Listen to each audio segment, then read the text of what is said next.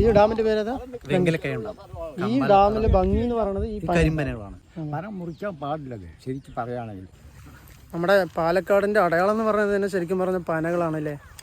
ഈ പനകൾ കൊണ്ട് ഏറ്റവും കൂടുതൽ ഭംഗിയുള്ള ഒരു പ്രദേശമാണ് ഈ പറയുന്ന ഈ ഡാം, ഈ ഒരു ചെറിയൊരു ഡാം. അപ്പോൾ ഈ പനകൾ മുറിക്കാൻ പോകണമെന്നു എന്നാണ് പറയണത്. ഈ പനകളില്ലെങ്കിൽ പിന്നെ ഈ ഡാമിന് പ്രത്യേകിച്ച് ഭംഗിയൊന്നുമില്ല. ഇത് വന്നിട്ട് ഈ ഡാമും ഇതൊക്കെ സൗന്ദര്യങ്ങൾ പാലക്കാട് വേറെ ഡാമുകളില്ല. ഇവിടെയാണ് പനയും എല്ലാം ഉള്ളത്. ഈ പന നിൽക്കുന്നതാണ് ഇതിൻ്റെ പന നിൽക്കുന്നതാണ് ഇതിൻ്റെ ഒരു ഭംഗിയും. ഇവിടെ ഒരുപാട് ടൂറിസ്റ്റുകൾ വരുന്നുണ്ട്. അപ്പോൾ മുറിക്കാണ്ടിരുന്നു കഴിഞ്ഞാൽ അത്രയും നല്ലതാണ്. ഒരുപാട് പേർക്ക് വന്നിട്ട് കണ്ട് ആസ്വദിച്ച് പോവാം.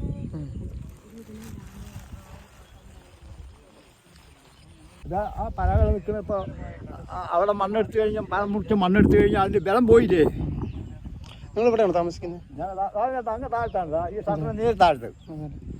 ഇനിയിപ്പോൾ ഇവിടെ ഒരു ഷട്ടർ കൂടി പണിയണം. ഒരു ഷട്ടർ ഇതുപോലെ വെള്ളം നിറഞ്ഞ് പിന്നെ വെള്ളം ഡാം പൊട്ടേണ്ട കണ്ടീഷനായിട്ട് തുറക്കാനും വഴിയില്ല. ആ ഷട്ടർ തുറന്നിട്ട് കിട്ടണമില്ല. അപ്പോൾ പിന്നെ ഒക്കെ കൂടി എങ്ങനെയൊക്കെ തുറന്നു വെച്ച് അപ്പോൾ ഇവിടെ ഒരു ഷട്ടർ ചെയ്യാൻ പറഞ്ഞ് എസ്റ്റിമേറ്റൊക്കെ തയ്യാറാക്കുന്നു കണ്ടു. അതോടെ പോയി.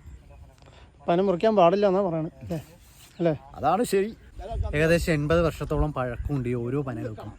നമ്മളുടെ ഈ ജനറേഷനിലുള്ളവർക്ക് ഇപ്പം കാണാൻ കഴിയുന്നുണ്ട്. പക്ഷെ ഇത് പൂർണ്ണമായും എടുത്തു കഴിഞ്ഞാൽ അടുത്ത ജനറേഷനോ അടുത്ത തലമുറയ്ക്ക് ഒരിക്കലും ഈ പനകളൊന്നും കാണാനായിട്ട് കഴിയും. തീരുമാനമായി കഴിഞ്ഞു എടുക്കുന്ന കാര്യത്തിൽ തീരുമാനമായിട്ടുണ്ട് എന്നാണ് ഉദ്യോഗസ്ഥർ പറഞ്ഞത്.